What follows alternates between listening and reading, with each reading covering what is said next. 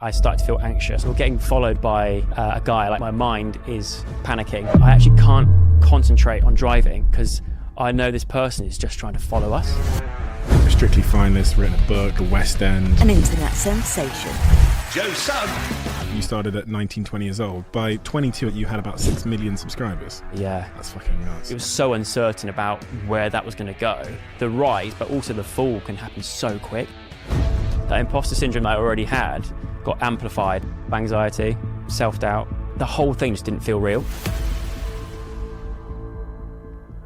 Diane, you met her on Strictly. First real proper girlfriend, yeah. The further you go in that competition, the higher the pressure is and the stress gets. We saw the best and the worst of each other. I always thought it would be a very private thing. It's actually ended up being the complete opposite. Hand on heart, do you think if you had never started YouTube, you'd be happier overall? Good question. So without further ado, I'm Stephen Bartlett, and this is The Diary of a CEO. I hope nobody's listening, but if you are, then please keep this to yourself.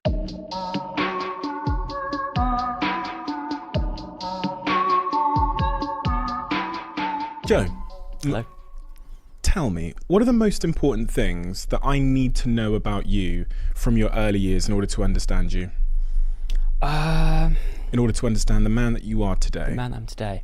I was quite a loud child. I was a loud, annoying child growing up. When we look back through like family videos, it's quite embarrassing to watch, particularly me, because I was the sort of boy that'd be like, "Mummy, watch this," like repeating myself over and over again, and we're watching it back like, "Oh, shut up! Like you were an annoying child."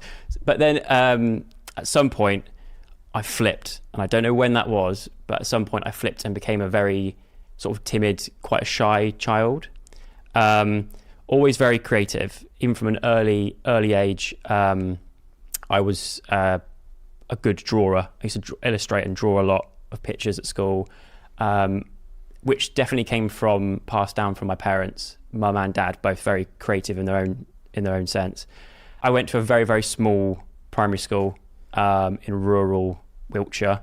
I think there's 52 pupils in our whole school. Going from there to secondary school was a big change for me, because that was going from 52 pupils in the whole school to over 1,000. So that was a big, which probably could have a reason why I went from being sort of quite a loud, annoying child to being a lot more sort of, oh, I'm at my depth here. I'm now a small fish in a big pond. I read in the book, in chapter 1 of Grow, that you were quite self-deprecating at that point. In secondary school, yeah. Yeah. Primary school, I feel like primary school, I was a lot more confident. Everyone knew everyone very well, and I just felt like a lot more popular then. Mm-hmm. And then, moving to secondary school, it was much more like I said, it was a very different place.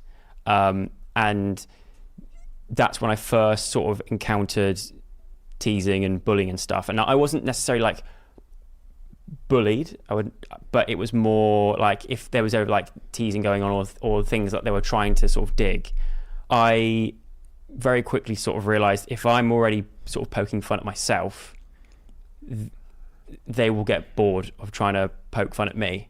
So there's less chance of that happening. At that age in secondary school, would you consider yourself to be a confident child? No. Do you know what? Silently confident. Like in my head, I've always been the sort of person where I know what I'm capable of, and like I know that I think, I know that I can do certain things to a good standard, and I know that I can be a good student and all this kind of stuff. But on the outside, not as confident at all. So like with work and stuff, I was very confident. I was confident that I'd be able to get the grades and do well in school and things like that. But it's more the sort of social side of it. I found that a lot more difficult. Well, if I'd asked you at that age what you wanted to be when you grew up, what would you tell me? Say like 16-ish. 16, I wanted to work in media, but I wanted to go more down the route of animation. My goal as a kid, first of all, it was an archaeologist. Of course, yeah. I wanted to be Indiana Jones. And then secondary school, I wanted to work for Aardman. I wanted to be an animator, like model builder, or just, I think I've got a lot of patience, and if you know what animation's like, or how long it took to make Chicken Run or Wallace and Gromit, those films take a long time to make. So I wanted to, I felt like I'd be good to do that, and I wanted to work for Aardman. Your grades at A level were really good. Yeah, which was surprising, because then most people with those kind of grades that get A's and stuff would then go off to university. Yeah, you chose not to. No, yeah, so we did work experience. I don't know if you did the same. Like when you turn 16, you have to get went to a form. Dentist. Did you? Yeah, I fell asleep every day. So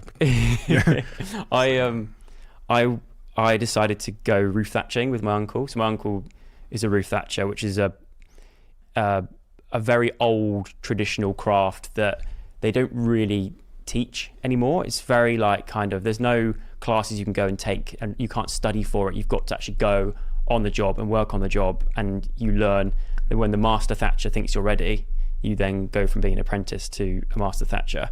And I remember my school advised that I didn't do it, but I went and did it anyway. Shouldn't have done, sorry. But I went and did that, and then I absolutely loved it. I was outside. I think what it was is I was outside. It was tough. I was lifting a lot of straw and moving things and sweeping up, but I absolutely loved it. There's something about when we finished a roof, we'd look at what we'd done, and it's just that feeling. I wanted to bottle that up and be like, that's what I want for the rest of my life. So I decided that I wanted to be a roof thatcher for the rest of my life.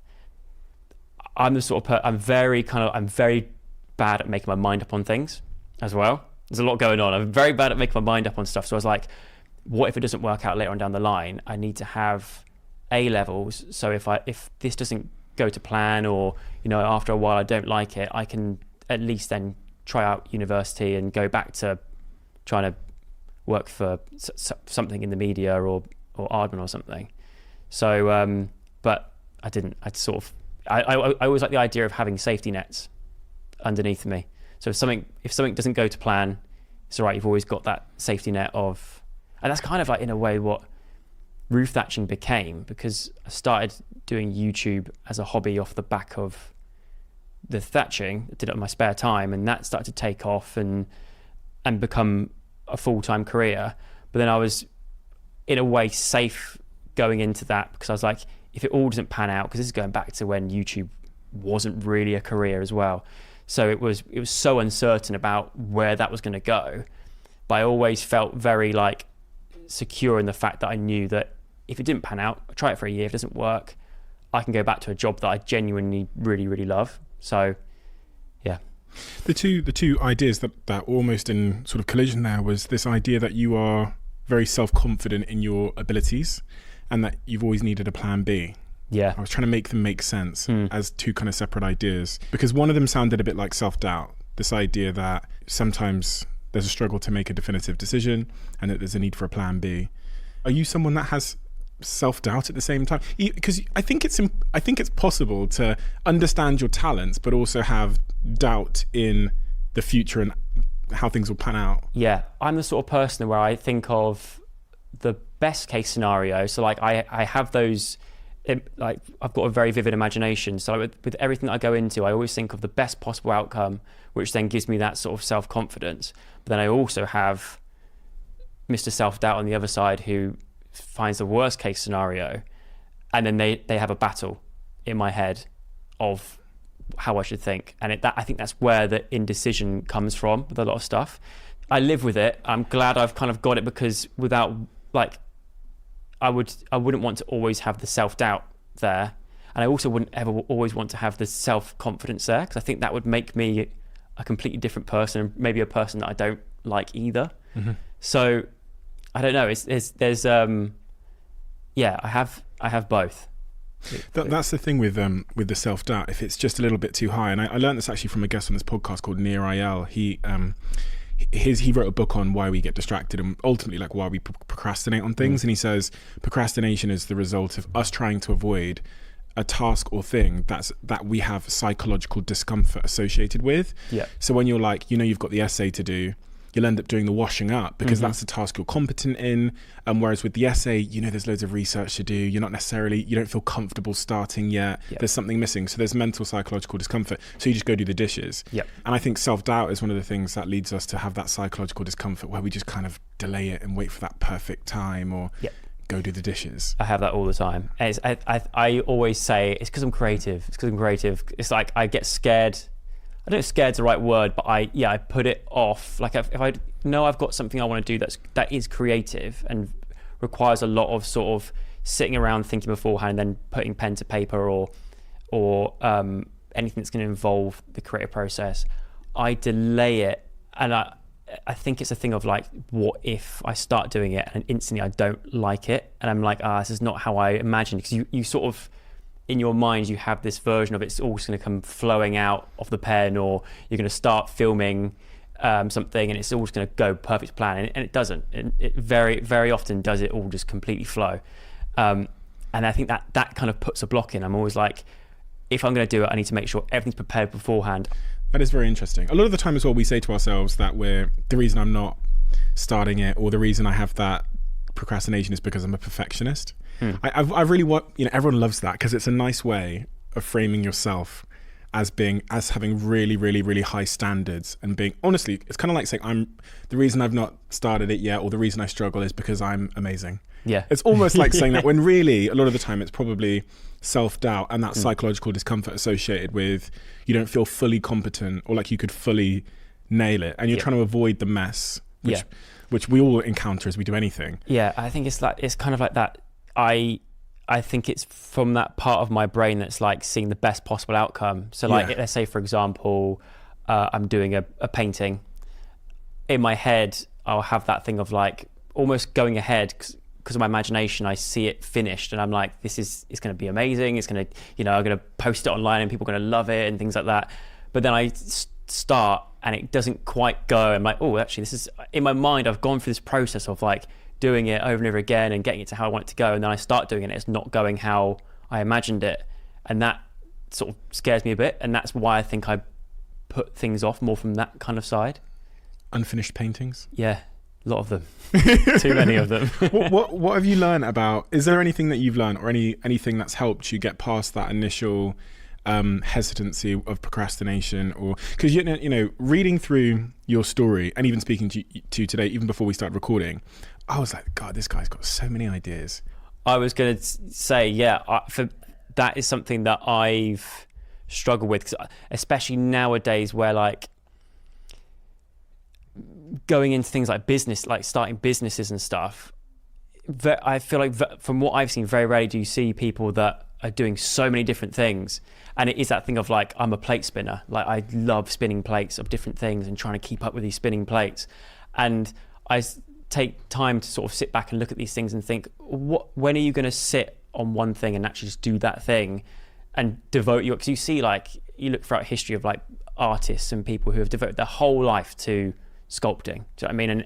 And I sort of tell myself I'm not going to achieve anything sort of near that if I don't dedicate my whole life to one thing. But for me, I just find it so difficult because I'm like, I've got a limited time and I want to dip my toe into everything. And it's weird because I feel like I use this analogy and I don't know if it's a great analogy or not, but with the YouTube sort of career that I've had over the last 10 years, that is something that I did sort of double down on and really focus all my energy on at one point. But then it became a point of branching it out and doing different things, just as a form of like stability as well, because we didn't know, back in those days, we didn't know how long it's going to last for. So we did sort of branch out into different things. And I think I just got a bit carried away with the branching out and I was like, there's so many things to sort of see and try out and do. I see like that YouTube thing of like going out to sea and catching a wave and caught that wave in. And it was incredible. It was a record-breaking wave. It was a major wave kind of thing. And, and now I feel like I'm back out on my board again and I'm paddling around. I've caught a few little waves, but they've not been like another, ripper of a wave like the YouTube one was yet. But I'm sort of like, I know that there's more big waves out there. but it's just kind of like knowing which wave you start paddling. You know, like how surfers sort of start to paddle out trying to catch them, and you watch them, they sort of get it and then doesn't go. And it's like, I feel like at the moment I'm sort of paddling out and sort of waiting for that sort of next big wave, in a sense. Why do you need a next big wave?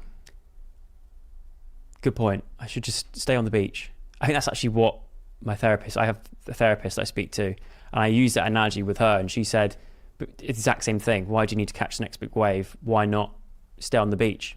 You don't need to go out and constantly catch big waves. I was thinking this because you said earlier, I mean, the question I was going to ask before you talked about the wave analogy was kind of similar, which is, if you're happy spinning multiple plates and trying lots of things and sculpting for the joy of sculpting, it seems like, and I'm guilty of this in the biggest way, it seems like there's this other narrative which is saying, no. Forget what you love doing. Focus, because success is the most important thing. Yeah. And when I say success, I mean like accomplishment. Yeah. Because real success probably is actually being happy. Yeah. And you're happy. Like, but it's almost like we deny ourselves of happiness because there's not a gold medal there, or there's not a gazillion followers there. Yeah. But you're enjoying sculpting. Yeah. For the sake of sculpting. It's like a punishment of yourself. Like, I feel like in a way, it's kind of like a form of like, Joe, you know you love doing this and this makes you genuinely happy. So why don't you just do it? Do you know what I mean? And if you love it that much and you stick at it and do it, then good things may come from it, but it's not going to happen straight away. And it's almost like I get into a thing of like, I like to sort of, the things that I know I love doing, I put aside, and I focus on the things that maybe I don't love as much or not as passionate about as much. But I'll sort of almost put that before the little things that make me really happy. It's bizarre. Wow. I've no idea. I've tried to like think about it a lot, and it's weird that it comes from I don't know where it comes from. Because are you saying because those things you could be, although you might not love them as much, you might be able to be successful in the eyes of the world in them? Or I think it's because I've got that thing in me that's looking for instant success and stuff, which is weird. And maybe that's because of, like, before on YouTube and stuff, there was a time where, you know, I say we, like, might speak for myself, but like me and a lot of the people around at a similar time that on that sort of wave that we were on, we all, everything we sort of would go into almost became an instant success in a way. It was like, gold, yeah, I think it's because we, like, back then, I felt like it was so much bigger. Anything you sort of went into, you know, it did end up sort of getting attention and doing really well and things, whereas now maybe not so much. And I think that's kind of crazy. We signed some YouTubers back in those days, so maybe not because you were very, very early, but in 2013-14 we signed a bunch of YouTubers, and still to this day none of them were as near the size of you and that sort of British cohort of like YouTube megastars, but still to this day and they must have been 18, 19, 20 years old. I still think it ruined their lives. Yeah. Because I watched an 18-year-old, 19-year-old kid who had started a YouTube channel, got to 200,000, 300,000 subscribers when there was no video. That was the only shop in town for video. This was before Facebook video and Instagram and Snap and Twitter video. So that was where, as brands, we were just pumping all the money into these YouTubers. I watched those kids turn down 15 grand to show up to a fucking movie premiere, or to just show face. When that wave comes into shore and hits the beach and it's over, those kids are in a psychological trap almost with their own personal expectations of the world. And I really worry about that, because success can be a curse because of the way it messes with our own personal expectations of ourselves and of the world. And in some respects that sounds like what you're saying. Your expectations back then, everything you guys touched did turn to gold. And now you're saying it's a little bit more difficult. Bronze. Does any of that resonate with you? 100%. I think that's a big part of why myself and Casper, who's also YouTuber, we started a management company, because in the future there's going to be kids. I mean, we were even seeing it then, like young kids that were shooting to fame overnight. But even I think nowadays with other social medias, it happens even quicker. Like the rise, but also the fall can happen so quick. And I was like, for me and Casper, we want to make a management company. A big role of what we have in that is being, in a way, kind of like mentors when needed to for any questions they have or any concerns they have about that kind of thing. We can sort of give I kind of use it as like I guess like the Hunger Games, that guy who's like sat on the train who sort of takes her through it and be like, look, this is going to happen. I guess like a mentor, a very different version of kind of like mentor kind of role. Yeah. And that for me is like one of the best things that I do at the moment, is having that sort of one-on-one with our own clients, and sort of if they've got any sort of issues, being able to actually offer advice and see it make a change. I'm Joe at 19. Yeah. And you're Joe at 30. Right. What do you say to me? I'm about to embark, as you were, I'm thinking about uploading that first video. And what advice would you give me? I would say, if you want it to get to that level, you can do it. If you put in the sort of the consistency and you're making stuff that is going to get seen and stuff, but just be prepared for, there's other sides of it that aren't all bells and whistles and that kind of thing. There's going to be obstacles. There's going to be things that you're going to need advice on, and we're going to be here to help and hold your hand through that if you need it. What are the things that go wrong? Negative press, haters. You're going to get trolls. That's the bigger your audience size, the more issues it brings, in terms of the more eyes that are on you, the more people that will watch your stuff that may not like what you do, and then they've got a thing out against you, and there's a lot. What's the mental cost? I would say that if you're me, it's still worth it. It's still, don't ever regret doing it. It's still worth it. Like there of course there's negatives, but the positives that you've gained out of it, or you will gain out of it, in everything, outweighs the negative. And don't get bogged down by the negatives, because there's more there's more positive. There's going to be more positives than negatives. The negatives don't matter as much as you think they're going to matter at the time.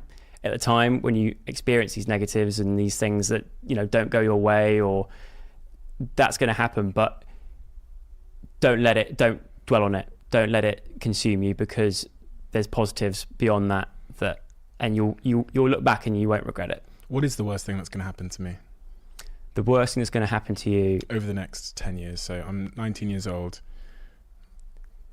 You know how it all plays out. Yeah. Overthinking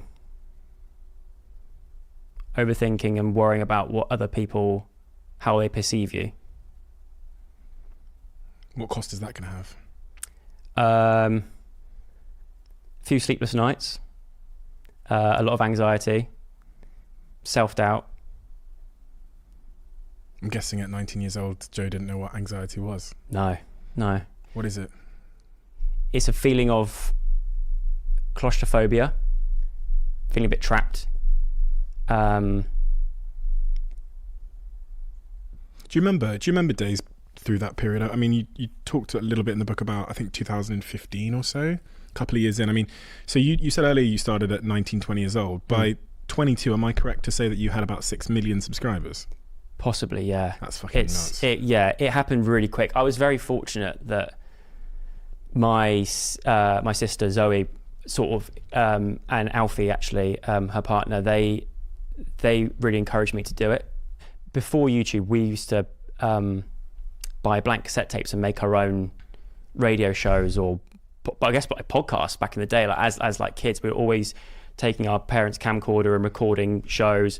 And Zoe was very much like the leader in that. She was very much sort of the director, let's say, and I was always the sort of I just did what she told me to. Like I was the little brother that would just go along with it and that kind of thing.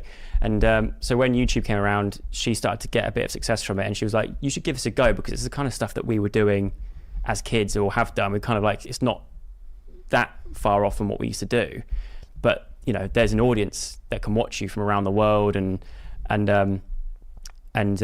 I gave it a go, and it I think back then the success of like some of the stuff we filmed back then it'd be like a drop in the ocean now, in terms of like how big social media's got and YouTube and stuff.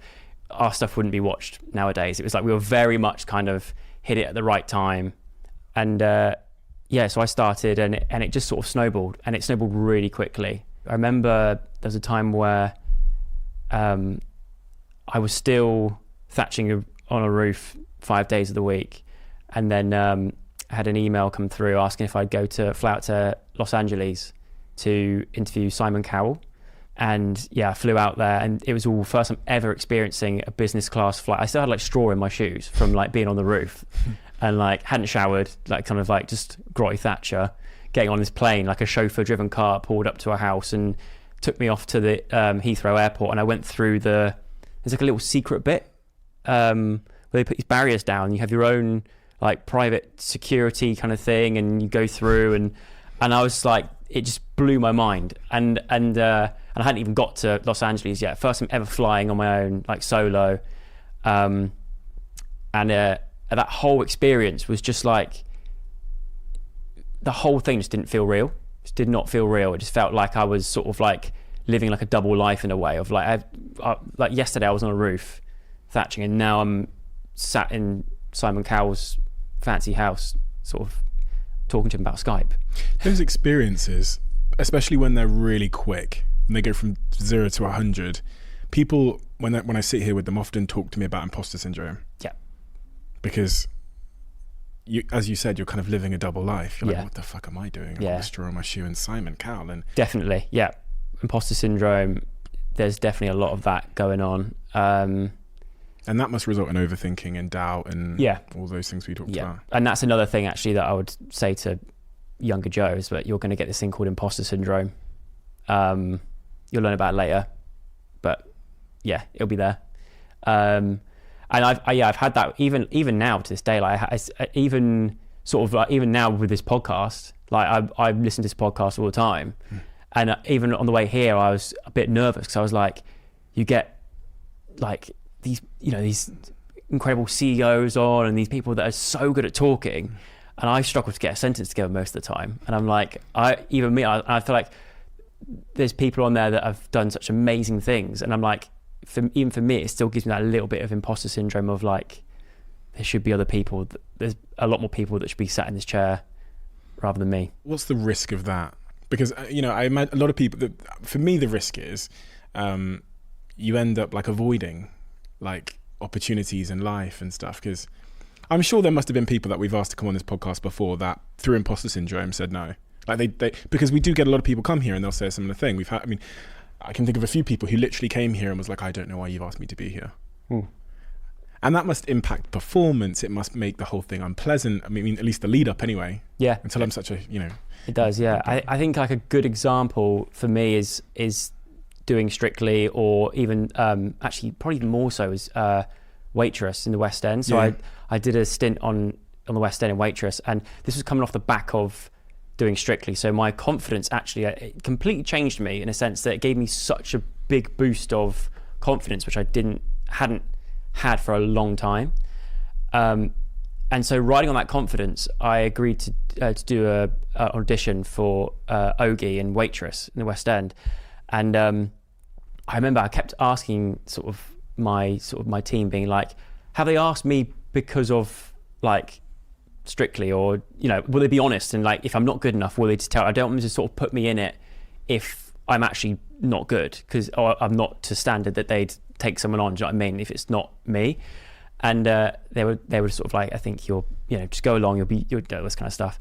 And I remember even after doing the audition and they said they really loved it and things like that, in my mind I was still like, but did you though? What, like, are you sure? Like, are you sure? And especially like the backlash that I kind of got from that was quite like, I mean, it's nothing that sort of worried me too much, but there was a lot of like people that was messaging me being like, you don't deserve this. As people that have trained their entire lives in musical theatre, and they didn't get that, they won't ever get that opportunity because people like you coming in taking those roles. And so I started to have like a massive, and that kind of like that imposter syndrome I already had got amplified, and I was like, maybe I shouldn't do it, and just sort of. But then I wonder if there's been any times where people have then turned around and said, actually, do you know what, I don't want this because of what people on social media have said, do you know what I mean, or given their opinion on. So that was a real sort of, that was definitely a moment that stands out to me of being like, I probably shouldn't be here doing this. In your journey with social media and YouTube, was there a moment where you go, that was where I really started to see the symptoms of getting burnt out by doing this? Was there a year or a time where you just thought, fuck, I don't want to open my emails, I don't want to upload? Yeah, it was, I think around 2016, 17, I think it might be. I remember it clearly because it was just a time where there was just a lot going on. I think YouTube was like massive. We were, I think at the time I had 3 YouTube channels that I was trying to all keep up at the same time. And this was actually before I was doing it all solo as well. So I'd think of the ideas, I'd shoot them all, edit them, obviously distribute it, I guess kind of in a way market it by promoting it and putting it out there and trying to get people to watch my stuff. But I also had a book coming out which I was working on.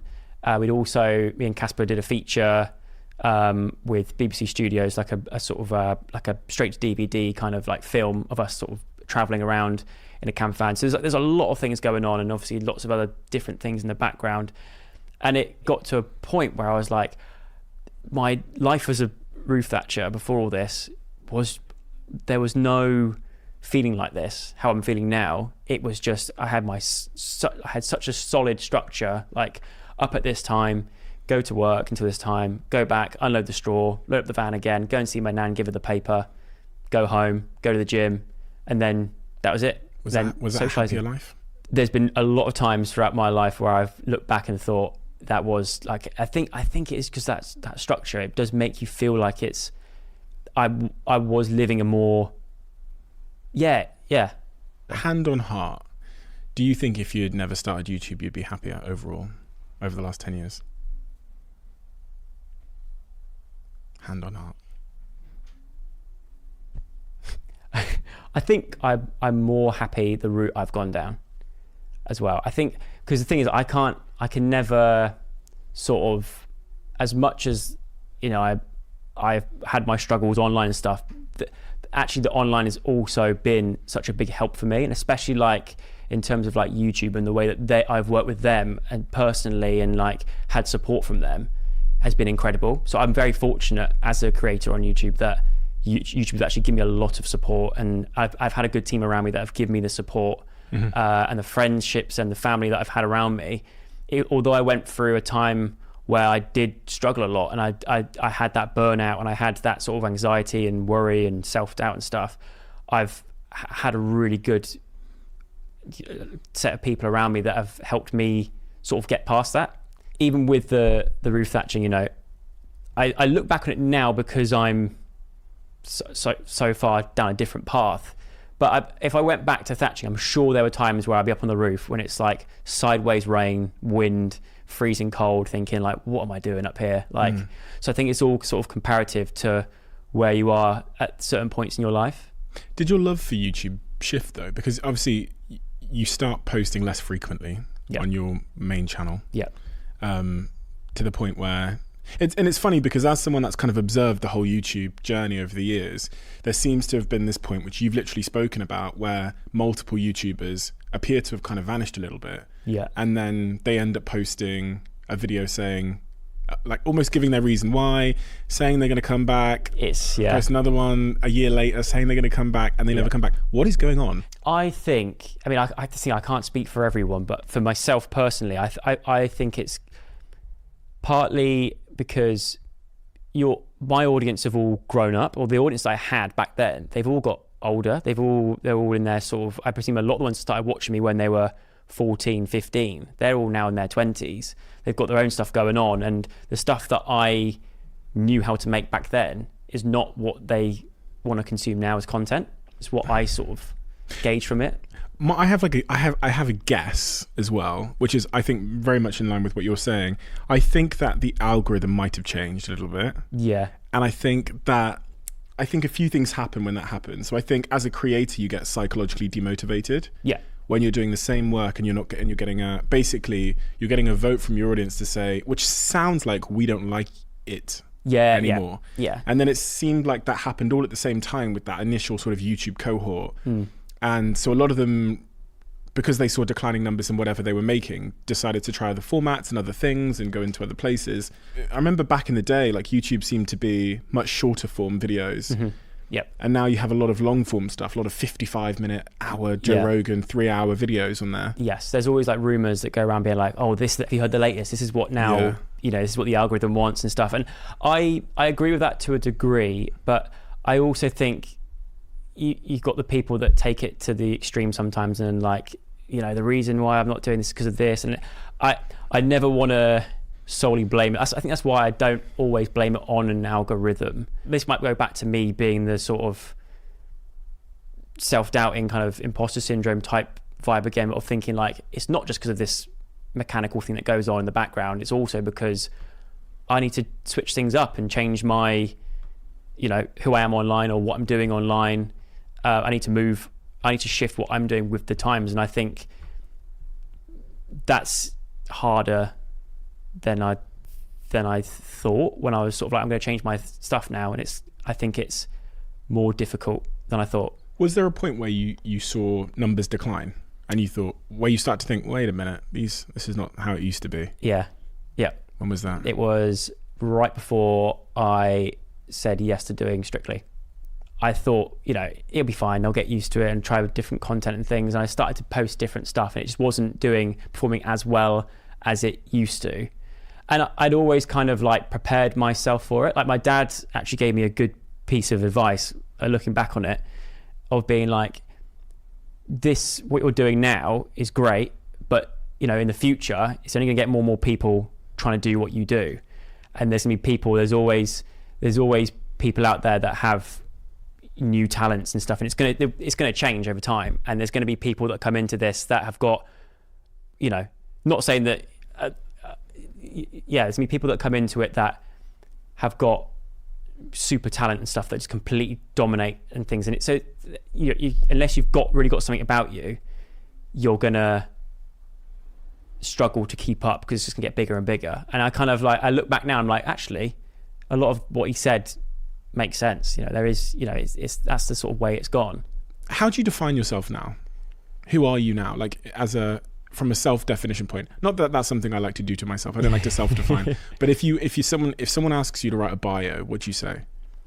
It's one of the hardest things for me to answer. It genuinely is. If I'm ever asked to sort of sum myself up what I do, I think it's like my Instagram bio is like I am creative or something like that, because I find it so hard to sort of pigeonhole myself as this is what I do and this is what I am. So I'd say like it's difficult. I just like to say like I'm just a creative person. I am so excited to announce our new sponsor for this podcast, and that is Blue Jeans by Verizon. For any of you that aren't already familiar with Blue Jeans, they are a video conferencing and collaboration tool who offer an immersive communication experience that drives pretty unparalleled employee and customer engagement experiences. Me and all of my teams across all of my portfolio companies switched over to Blue Jeans a couple of months ago, and we have not looked back. The best thing for us has been the totally frictionless experience. No glitching, no sound issues, no delays, or any of those things that usually make virtual meetings really, really frustrating. We use Blue Jeans anywhere on any device at any time, and it's perfect for my small businesses that just have 10 or 20 people to some of my bigger businesses that have hundreds of people.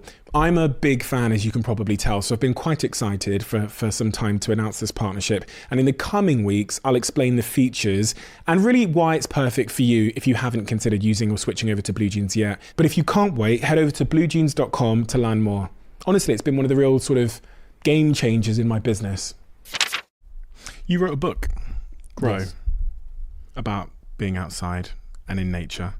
It seems like a fairly unobvious topic for someone like yourself to write about. So it was very compelling.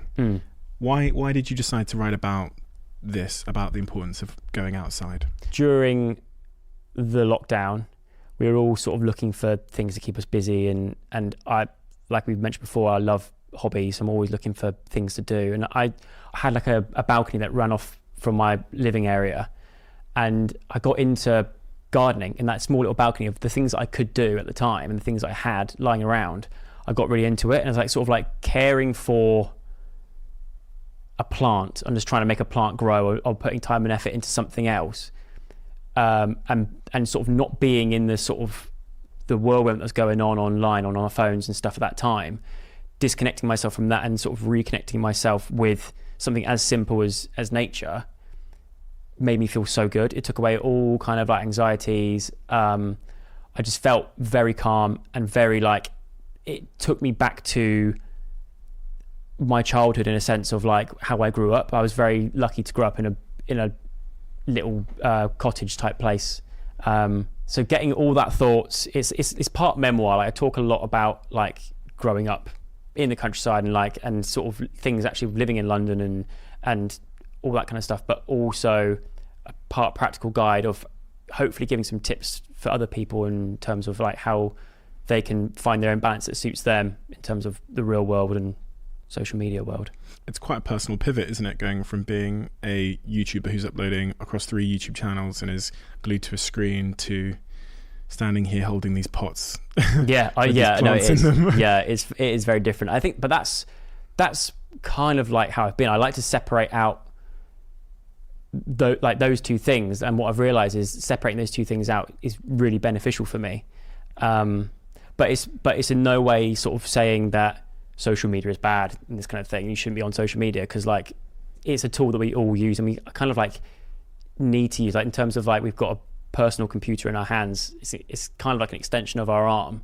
We use it for so many things. So it's not saying like don't use your phone is evil. It's more kind of like finding a balance that's right for you, that is going to help you feel better about yourself mentally. On that point of thinking, mental health has become an increasing conversation over the last 10 years. Social media has kind of sat in the middle of that debate.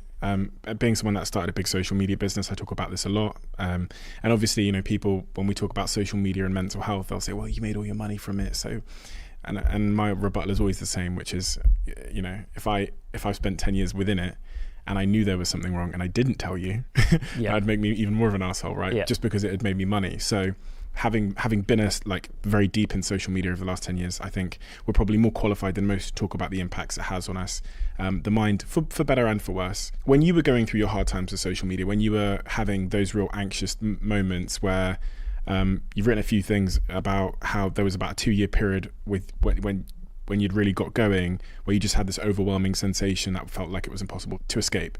Were you telling anybody about it? Were you talking to people? Were you speaking to Zoe, your family, and saying, I'm getting anxiety right now? Yeah, more so my sister, because my sister has suffered with it a lot throughout her career.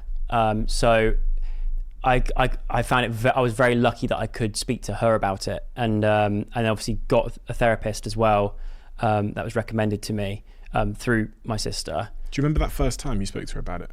She was very good about it, to be fair, because she's been through a lot of that stuff. She sort of straight away made me feel better in knowing that, at least sort of acknowledging what it is and then bringing some sort of understanding to it.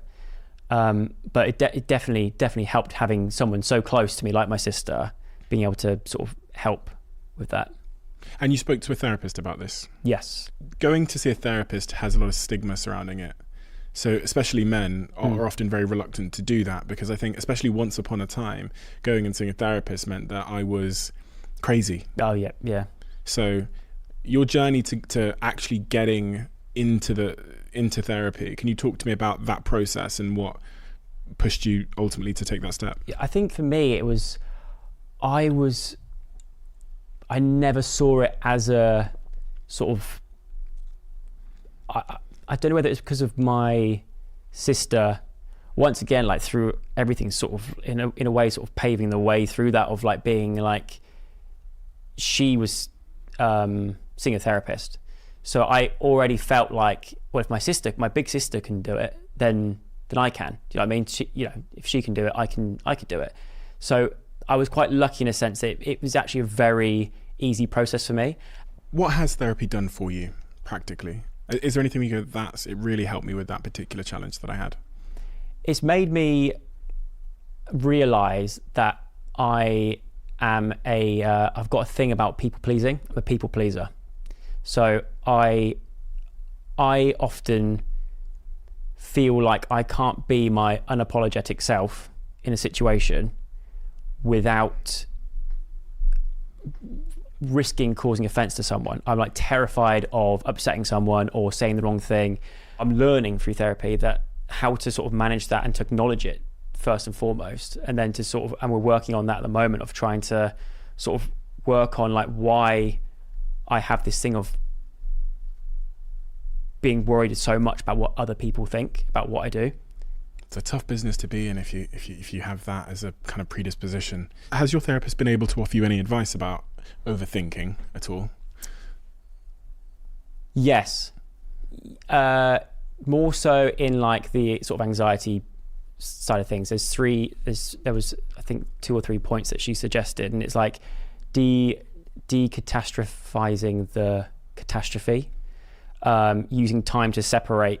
So like if I'm feeling anxious, I've got a sort of, the way you think about time helps. For example, I was at Chelsea Flower Show recently with my mum, and I was engaged in conversation with someone else, but my mind was thinking like there's so much going on around me, and I started to feel anxious, and I just needed to get out of there, and it started to make me feel sick that I was like I couldn't leave, and I had I remember I had a glass of champagne in my hand, and I was like I don't know what to do because I was starting to think of all these different scenarios of being like I can't just be sick here because I'm in like someone's garden.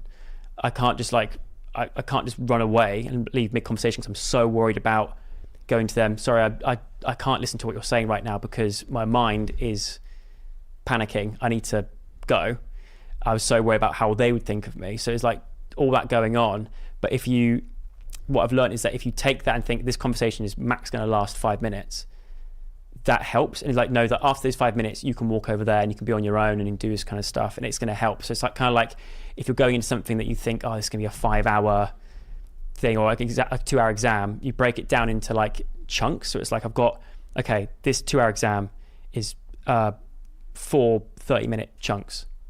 And that starts to make me feel less anxious about things, and then also sort of thinking ahead of that whole thing. So if you've got an exam, thinking, well, after this I'm going to go and do this and this and this, and when you're thinking about things further in the future, it actually starts to make me feel more calm. Diane, you met her on Strictly. Yes. Strictly gave you a lot, didn't it? Yeah, it did. Yeah. What was really interesting is that was your first girlfriend. Yeah. That's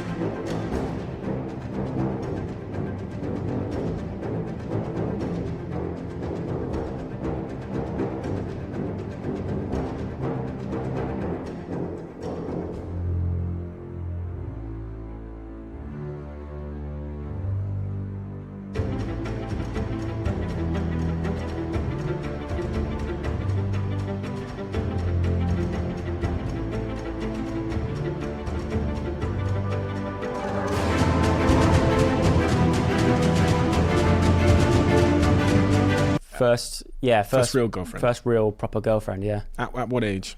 27, 26? Yeah. God. I wonder if, had you met her outside of Strictly, if you would be together. Yeah. Because it seems like you would have done a pretty good job of overthinking your way. We have the same conversation. We're like, how lucky it was in a way that we were even partnered together. Because when you're partnered, if we weren't even partners on the show, we're on the same show, we still say we may not have got together, because when you're actually with your partners, you don't see each other throughout the week. So we're like this. We sort of see it as like the stars sort of realigned there, but it wasn't.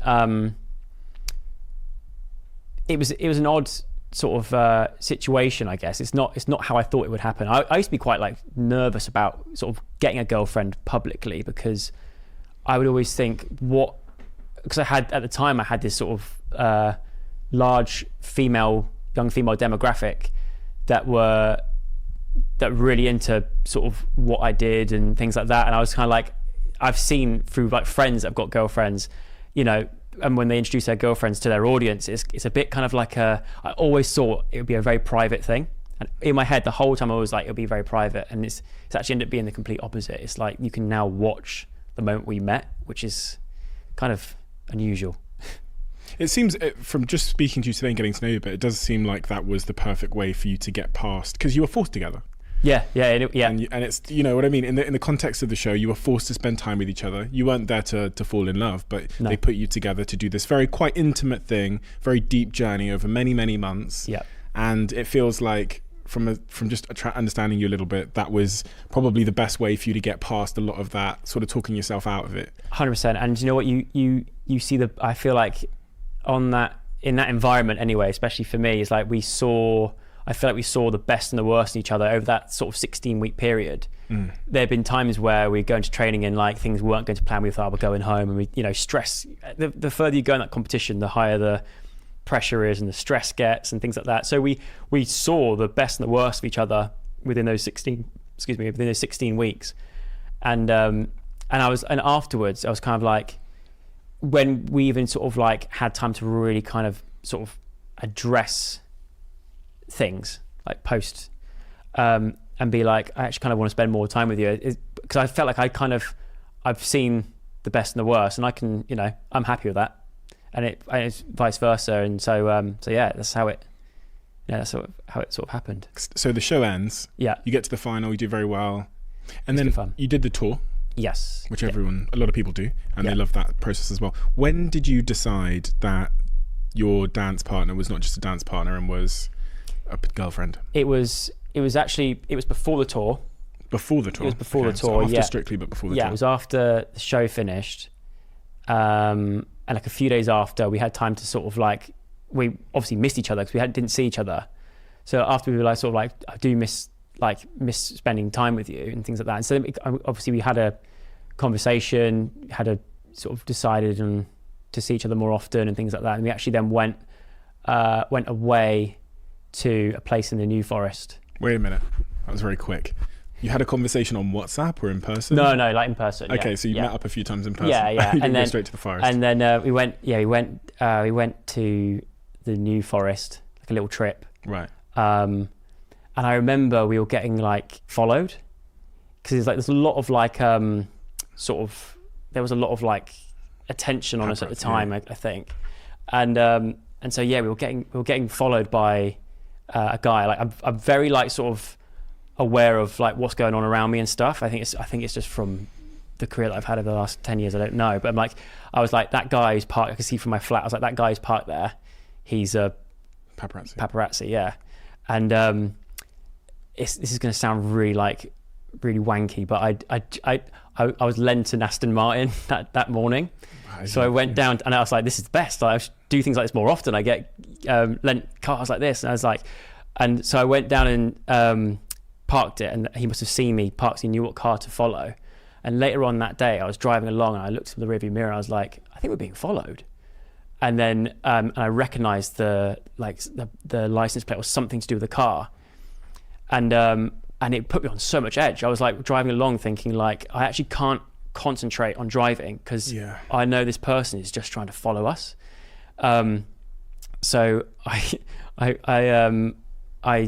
sort of turned off from where I was trying to go to, because I don't want him to actually turn up to where we're going. So I was like trying to like shake him off a little bit. So I was like, right, Diane, you know how to work Bluetooth? He's like, yeah. Put on the James Bond theme song.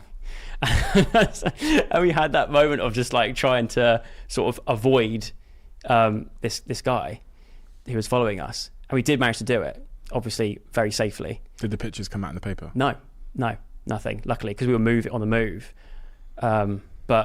But yeah, I remember that very clearly, of that kind of like a moment of being like, this is not what I'm used to at all. Don't know if I like this, but then yeah, that's where we sort of, yeah, that's where.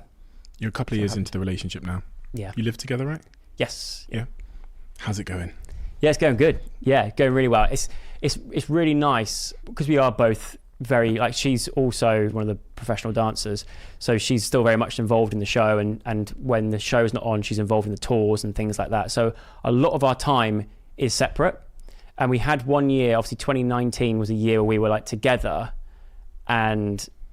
but we had our own stuff that we're working on. It's a very busy year for me, and also a very busy year for her with like tours and back then even like I think they do like cruise, like I did like cruise ships and stuff as well. So like loads of different tours and stuff. So we were away a lot of the time. But then when we come together, it's so nice because we've got so much to. They say like distance makes the heart grow fonder and all that kind of stuff. And I genuinely I do believe in that. I think, especially in this sort of situation, like although we are away from each other a fair bit because of our work commitments and stuff, it works really, really well. And like when we are together, it's nice just to spend quality time together. But yeah, no, I'm absolutely loving it.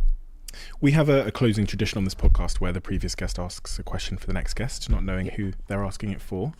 Do you remember a moment where you realised that you loved your job? When was it and why? And was there a moment when you realised you hated your job? When was it and why? Ooh, good question. The moment that I remember that I loved my job was there's a lot of little moments that stick out, but I think this was going back to like the old YouTube gang. So like me, my sister, Alfie, Marcus, Butler, Jim, Tanya, a lot of that kind of the Brit crew we were called back in the day. We got invited to Harry Potter World, and I'll admit I'm not the biggest Harry Potter fan, but just being around having like a day out with that group, that first sort of, because it's kind of like our first sort of big group out somewhere, and just being around these people, and we're all going through the same situation, which I really appreciate the fact that there's people within this group that I could chat to and speak to about what was going on, and it was such a new and exciting time, and we were all kind of on that journey up. And I just remember that memory's always stuck in my head. And there's a vlog. We all vlogged it, so it's actually been documented, so we can go back and watch it in the future and stuff. But that really sticks out. So what about the second part of that question? A moment where I hated my job. Yeah. I guess it was the time where I had that burnout feeling, and I had so much going on. I just thought, you know what, I actually don't really know if I want to do this anymore. And I remember telling my manager at the time, Alex, that I was like, I just don't know if I want to do this. There's too much going on. I actually can't really handle it. And I'm thinking about my old job and how much sort of simpler that was, and thinking like, it's like, but I had all these things going through my head of like that thing of like, don't be ungrateful, but also I am struggling with it. And I guess in that moment would feel like the time that I hated it, but it didn't last very long, because my manager at the time, Alex, she sent me a care package. She went out and above and beyond and sent me this care package of like a book, and weirdly it was a Harry Potter book, which, as we know, not the biggest fan, but at the time it was exactly, like I said, it's exactly what I needed. But right before she saved the day, it was tough. Probably about that time, I think. Joe, thank you so much. Thank you for your time. Thank you for writing a really important book. I think these kind of messages in the digital, overstimulated world we're living in, especially our generation, the generation that are coming, are very, very important. And they're very simplifying, which I love, because it's very easy to write very complex things that are that try and make things more complicated than they are, in order to make yourself sound super smart, or to try and trick people to buy something, or to think you're a scientist. But I love stuff that is simplifying. It makes it much more accessible. And I think that is why I love this particular book so much. But I also really appreciate your honesty, because you're talking about topics and themes that, on one hand, very few people will ever get to experience with the crazy career that you had in YouTube, and that you're having in the media and all of these things, but also topics that are not always easy to talk about, which is the difficult, harder times. And that balance is exactly why we do what we do here. So thank you for your time. Thank you very much. No, pleasure. Thanks for having me. I can't wait to see what happens next. So. Same. I had a few words to say about one of my sponsors on this podcast. My girlfriend came upstairs yesterday when I was having a shower, and she said to me that she tried the Huel protein shake, which lives on my fridge over there. And she said it's amazing. Low calories, you get your 20 odd grams of protein, you get your 26 vitamins and minerals, and it's nutritionally complete. In the protein space, there's lots of things, but it's hard to find something that is nice, especially when consumed just with water, and that is nutritionally complete. The salted caramel one, if you put some ice cubes in it and you put it in a blender and you try it, is as good as pretty much any milkshake on the market, just mixed with water. It's been a game changer for me because I'm trying to drop my calorie intake and I'm trying to be a little bit more healthy with my diet. So this is where Huel fits in my life. Thank you, Huel, for making a product that I actually like.